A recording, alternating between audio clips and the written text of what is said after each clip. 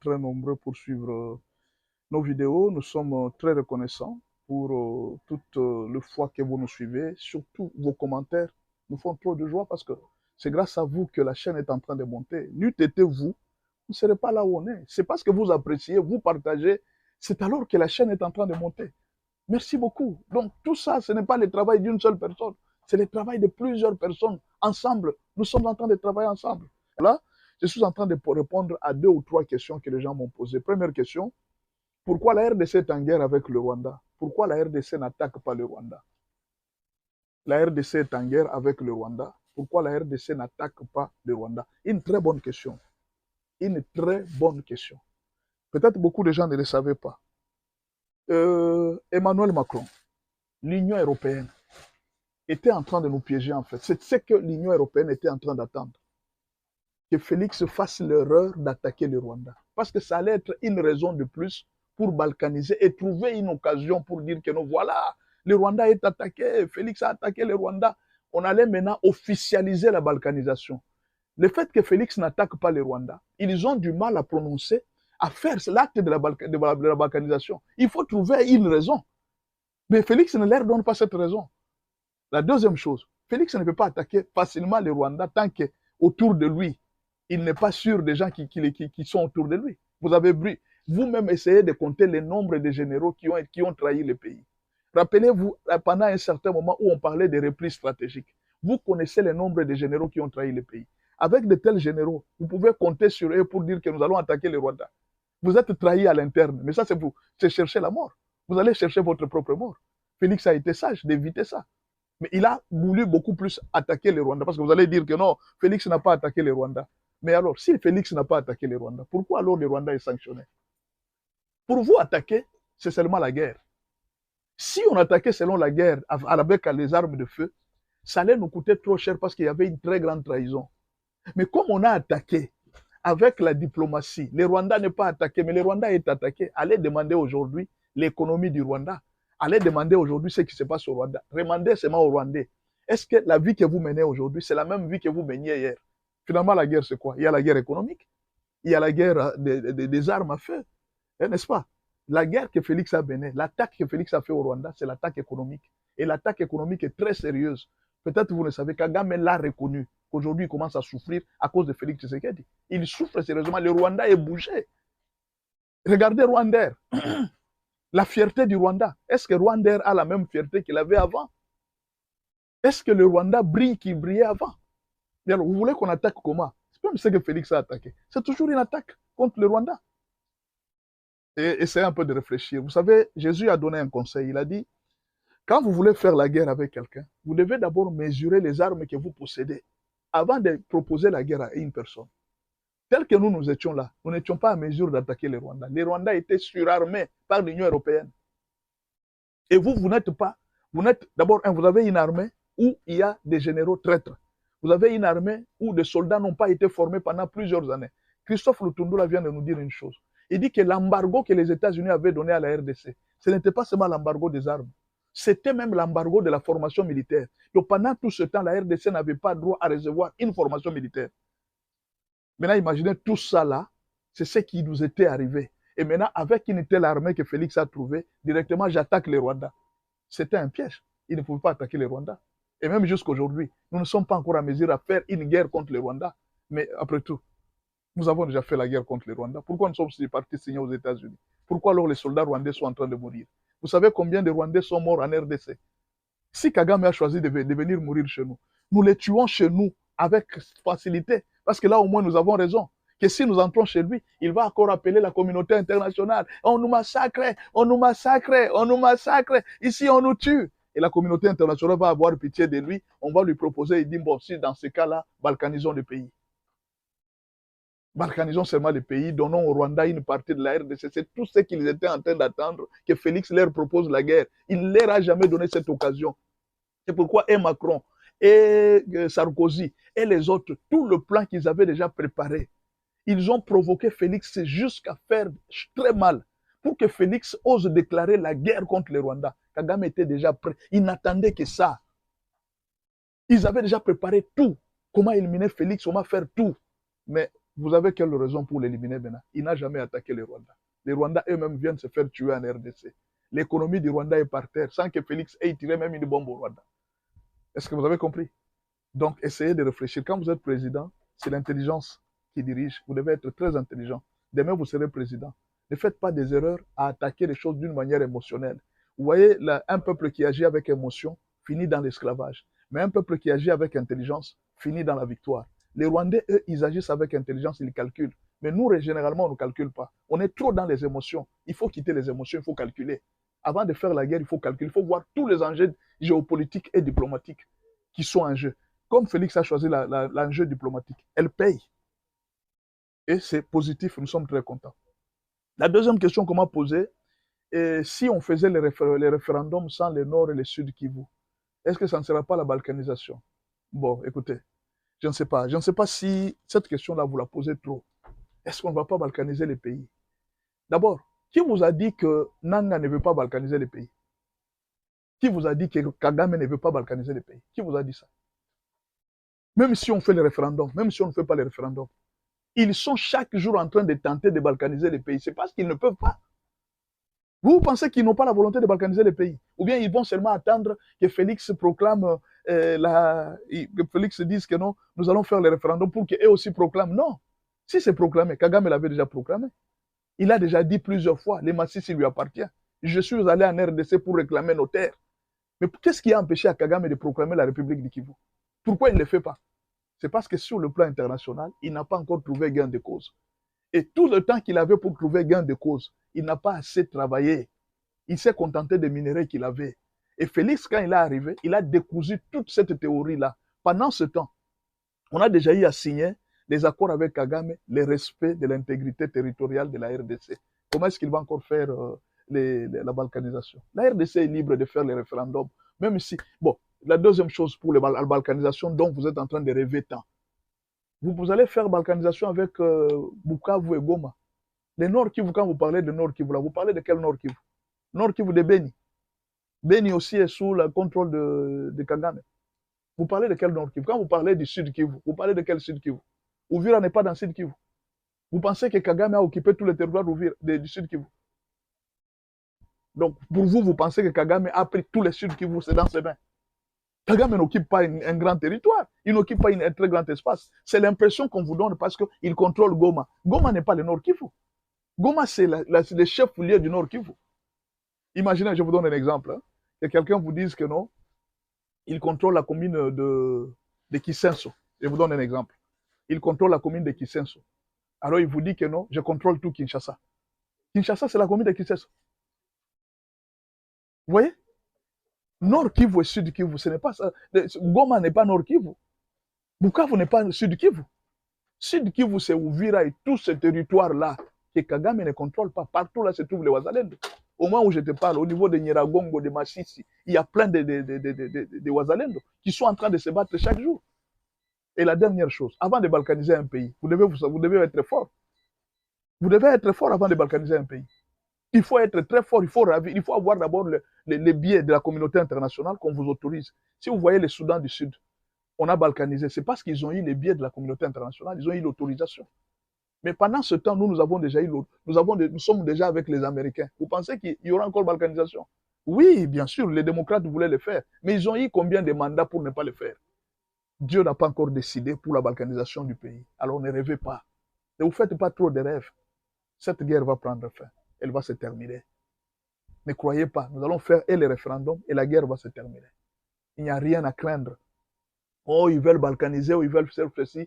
Peut-être vous, dans votre rêve, vous êtes en train de rêver, vous pensez que ça se fera encore. Le temps qu'il devrait faire ça est déjà passé. C'est un temps déjà révolu. Kagame était très puissant, il était très fort en forme avec toutes les relations internationales. Il voyageait à Londres quand il voulait, comme il voulait. Il allait aux États-Unis quand il voulait, comme il voulait. Au moment où on commence à lui refuser les visas aux États-Unis, alors qu'il va balkaniser les pays. Vous rêvez? La C64, je suis sévère avec eux. Pourquoi? Parce que depuis que la RDC, le Goma et Bukavu sont occupés, lorsque un pays est occupé, regardez la constitution de la RDC. Le peuple doit se mettre ensemble. Regardez ce qui se passe en Ukraine. Est-ce qu'en Ukraine aujourd'hui, on cherche à savoir qui est Zelensky et autres 2 ans avant, après Non. Ils se disent, on se met ensemble. Il faut faire bloc face à l'agresseur. C'est ça. Mais la C64, qui n'a pas compris l'article 64 et qui a oublié l'article 63 de votre constitution, se met à vouloir quasiment ramener le désordre à Kinshasa. Raison pour laquelle j'ai parlé de la 5e colonne. Mais lorsque vous creusez, et on va y arriver, ces gens-là qui ont demandé d'abord la démission du président Félix Tshisekedi, ces gens-là ont dit à un moment qu'ils vont porter plainte contre le président Félix Tshisekedi. Et lorsque vous creusez un tout petit peu, vous remarquerez que tous ces éléments de langage, tous ces stratagèmes, les ficelles sont tirées depuis Kigali à travers Joseph Kabila. Raison pour laquelle je suis sévère, parce qu'ils ne voient pas l'intérêt supérieur de la nation congolaise. Ils voient leurs intérêts particuliers. Et lorsqu'on va arriver sur le dialogue, on comprendra aisément que ces gens n'ont que pour seule occupation, pour seule obsession, le butin du Congo. Le Congo est devenu un butin qu'il faut partager parce qu'il y a un pays agresseur et parce qu'il y a des voisins qui veulent avoir un RDC faible, un géant faible, et chacun va en profiter. Un éléphant que chacun est en train de dépecer au détriment de la masse des 100 millions de Congolais qui attendent de bénéficier de tout ce que Dieu leur a donné comme richesse, comme potentiel. Dans leur dialogue, c'était à l'image des fameux dialogues que la RDC a eu depuis pratiquement 30 ans. De Saint City, en passant par Nairobi, en passant par la Zambie, Non. Ça, ce sont des dialogues qui avaient pour objectif non seulement de ramener des gens qui ont tué, des gens qui ont commis des crimes, mais après on se retrouvait à se partager le pouvoir à travers le butin. Non. Le dialogue actuel, en tout cas si j'ai une suggestion à faire, il faut même l'appeler concertation nationale. Concertation nationale. 1. 2. Il faut faire venir les victimes des 30 ans des crimes qui ont été commis par tous les proxys de Paul Kagame. Évidemment. Les victimes doivent être là. 3. Les Wazalendo doivent être là. 4. Tous ceux qui sont traduits devant les juridictions, qui ont été condamnés, ne peuvent pas faire partie de ce dialogue. Sont disqualifiés de fait. Et pour moi, Nanga, Kabila, tous ceux qui sont en exil là, souvent le Congo, et ceux qui appellent à ce que le M23 vienne à ce dialogue sont disqualifiés d'office. Voilà pour moi les contours. Mais pas pour l'intérêt de vous et nous, ou de moi, mais pour l'intérêt de la nation congolaise, qui a trop souffert de ces vrais faux dialogues. Parce que les vrais faux dialogues nous ont amené quoi? Au brassage, au mixage, qui ont fait en sorte que aujourd'hui, l'armée de la RDC est complètement infiltrée, d'où on se retrouve avec un chef d'état-major, le chef d'état-major particulier du président Tshisekedi, et un patron des renseignements qui se retrouve aujourd'hui devant un procès. Voyez-vous? Donc, Joseph Kabila avait réussi à infiltrer et l'armée, et la force publique, et la classe politique. Et ils sont nombreux, ceux qui représentent la 5e colonne. Et maintenant, le conseil que je donne à la C64, qui sortent de la distraction. C'est un problème existentiel. Autant Paul Kagame a dit, si vous combattez le M23, vous allez combattre son régime. Autant dites à Paul Kagame que si vous combattez Félix Tshisekedi, vous combattez nous, la C64. Ce n'est que de cette manière-là qu'ils vont clarifier leur position et de cette manière-là, ils pourront être utiles pour ce dialogue. Au président Félix Tshisekedi de garder le cap. De garder le cap parce qu'il a éveillé un certain nombre de consciences, dans la mienne. À notre niveau, on joue notre rôle d'analyste politique, doctrinaire panafricaniste, spécialiste des contentieux historiques pour édifier à la fois l'opinion nationale congolaise, internationale, sur les enjeux de la crise en RDC. Je pense qu'il doit garder le cap. Les résultats sont là. Je pense qu'on va triompher de cette crise-là. Bonsoir chers téléspectateurs d'Afro Info 243, merci de nous compter parmi les vôtres. Haute-Uélé, RN26. Après plusieurs semaines de fermeture consécutive aux incursions des ADF entre Soukanam-Boka et Mungberei, le gouverneur Jean Bakomito Gambou annonce la réouverture de la RN26 Isiro à Watsa ce vendredi 7 août à partir de 13h. Une décision rendue possible grâce au retour progressif de la sécurité assuré par les FARDC sous l'impulsion du président Félix-Antoine Tshisekedi.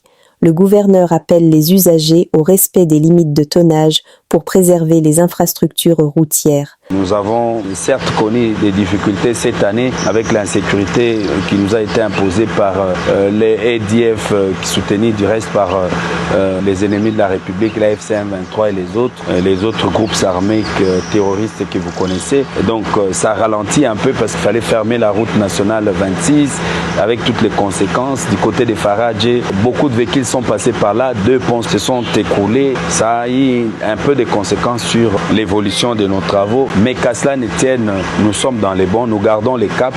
Merci encore au commandant suprême de nous avoir renforcés en hommes et matériel. Aujourd'hui, l'ennemi est en déroute, il est en train de fuir vers la RFO, la réserve à Fona-Okapi, mais nos FARDC vont le poursuivre jusqu'à leur dernier retranchement. Quand on prend l'ensemble, je pense que nous sommes dans les bons, mais il faut continuer à travailler, surtout dans le domaine de sécurité, pour éradiquer la criminalité urbaine. Au niveau du comité provincial de sécurité, parce que ça a été une décision prise par cette structure, cette instance, l'option a été déjà levée. Nous avons pris la décision d'ouvrir la route. Je voudrais informer les uns les autres, surtout les opérateurs économiques, qu'à partir de demain à 13h, cette route est ouverte à la circulation de la population.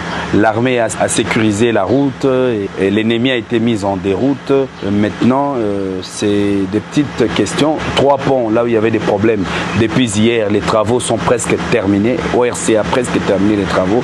Les images sont arrivées. La réhabilitation est pratiquement finie. Cette fois-ci, c'est officiel, donc la route sera rouverte à partir de demain. Vendredi à 13h, la route est réouverte à la circulation. Au trafic, les personnes et les biens peuvent circuler librement. Cas d'alerte d'Ebola à Maluku, le gouverneur de la ville de Kinshasa, Daniel Bumba, un Loubaki, rassure l'opinion nationale et internationale qu'il n'y a pas de cas de contamination sur la barge bloquée à 60 mètres de la capitale congolaise. S'il vous plaît, prenez juste 1 minute pour aimer et partager cette information afin qu'elle atteigne le plus grand nombre de personnes possible. Bateau Bozoni, ils étaient en contact. La population de la commune urbano-rurale de Maluku, dans la ville-province de Kinshasa, a été prise de panique ce mercredi 5 août 2026. À la base, une alerte sur des prétendus cas du virus Ebola dans une barge en provenance de la province de la Mongala qui tentait d'accoster au port Bende-Bende de Maluku.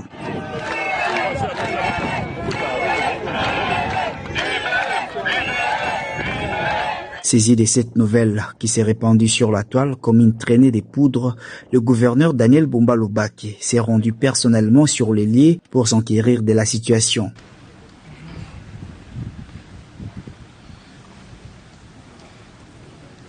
Après vérification auprès des experts de la santé, l'autorité urbaine a rassuré la population de Maluku, en particulier et quinoise en général. Il s'agit d'une fausse alerte. Il n'y a pas un cas de mort dans ces bateaux. Il n'y a pas un cas qui présente des signes très poussés de maladie.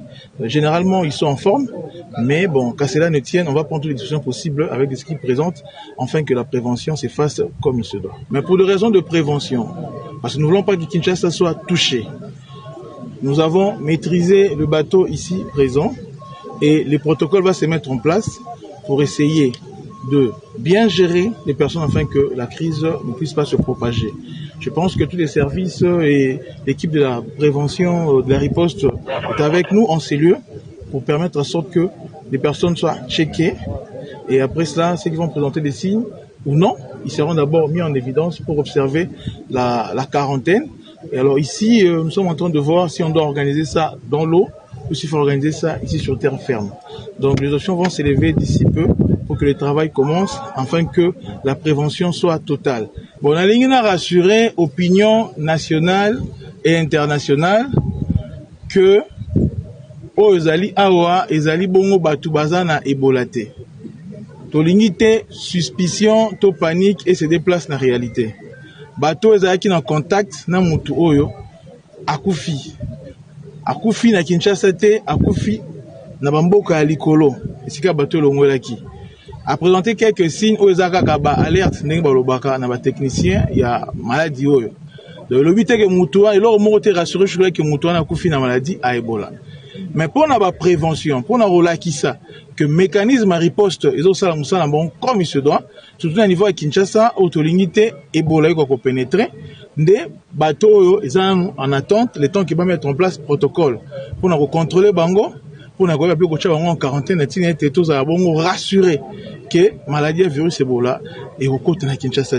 Il s'est dénoté que la task force de la lutte contre Ebola, chapeautée par le président de la République, Félix-Antoine Tshisekedi Tshilombo, a mis en branle des stratégies nécessaires pour empêcher l'entrée du virus à Kinshasa. Même attitude observée par les gouverneurs de la ville de Kinshasa, Daniel Bumbalubaki, qui s'est investi considérablement dans les mesures préventives pour barrer la route à la maladie à virus Ebola à Kinshasa. À son bord, un malade d'Ebola. Alors vous dites bien bateau suspect. Ça veut dire que nous avons suspecté un cas sur ce bateau-là au niveau de la zone de santé de Pimou. Cette personne était sur le bateau, est descendue du bateau et c'est en dehors du bateau qu'il a présenté des symptômes, qu'il s'est présenté dans un centre de santé et qu'il est décédé. Mais dès lors que nous avons été alertés sur ça, nous avons commencé à suivre ce bateau qui descendait. Ce bateau est maintenu à une distance de 65 km de la ville de Kinshasa et c'est vraiment par prévention que nous le faisons. Je voudrais quand même ici déjà arrêter cette infodémie qui dit il y a déjà eu 6 morts sur le bateau, 7 morts. Oui, non, il y a eu... On parle de 7 morts et puis on parle de Pimou comme un village de Kinshasa alors que Pimou c'est dans la Mongala. C'est dans la Mongala, c'est vraiment dans la Mongala. C'est nous qui sommes prudents avec ce bateau, mais Pimou c'est dans la Mongala où l'incident se serait passé. Nous allons là tester tout le personnel parce qu'on est prudent, mais nous n'avons pas dit que c'était Ebola. Nous avons dit qu'il y a eu un cas suspect pour lequel nous sommes prudents par rapport à ce bateau. Je voudrais rassurer qu'il n'y a pas eu d'autres morts sur ce bateau pour que les personnes ne répètent pas ce qui s'est dit sur les réseaux sociaux. Il y a bel et bien un dispositif médical pour tester tout le passager de ce bateau. Nous avons amené le professeur Mouyembe à côté de moi. Nous avons amené un laboratoire mobile qui est sur place pour tester tout le monde. Merci. Nous sommes arrivés à la fin de cette édition. Merci à vous de nous avoir suivis jusqu'ici. Si vous avez apprécié ces contenus, n'oubliez pas de vous abonner à notre chaîne, d'activer la cloche de notification pour ne rien manquer de nos prochaines vidéos. Likez et partagez cette vidéo. On se retrouve très prochainement. À bientôt.